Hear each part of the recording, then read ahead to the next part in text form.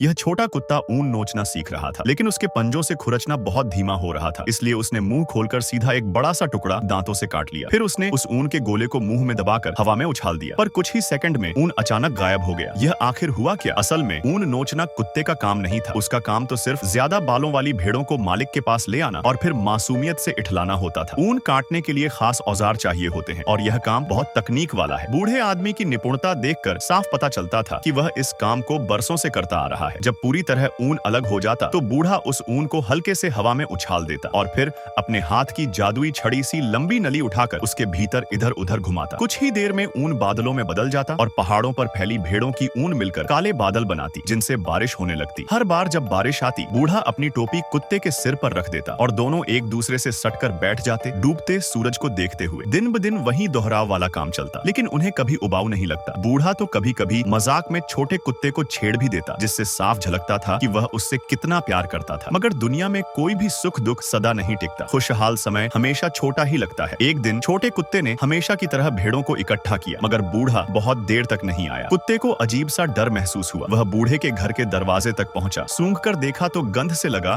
कि बूढ़ा भीतर ही है। उसने 2-3 बार पुकारा, मगर कोई जवाब नहीं आया। जब उसने दरवाजा धक्का देकर खोला तो वही नजारा सामने था जिसे वह सबसे ज्यादा डरता था। बूढ़ा अब इस दुनिया में नहीं था। कुत्ते की पूरी दुनिया बिखर गई। वह असहाय होकर बस बूढ़े के पास बैठा रहा। कितना समय बीता पता ही नहीं चला। गिरी हुई पत्तियां किसी ने बुहारी नहीं, वे भी कमरे में उड़कर आ गईं। भूख से कुत्ता हड्डी पंजर बन गया। उसने सोचा कि अब बूढ़े के साथ ही चला जाए, लेकिन अचानक बाहर से भेड़ों की मिमियाहट सुनाई दी। वह उन्हें यूं ही नहीं छोड़ सकता था। कुत्ता बाहर आया। जो पहाड़ कभी जीवन और हरियाली से भरा रहता था,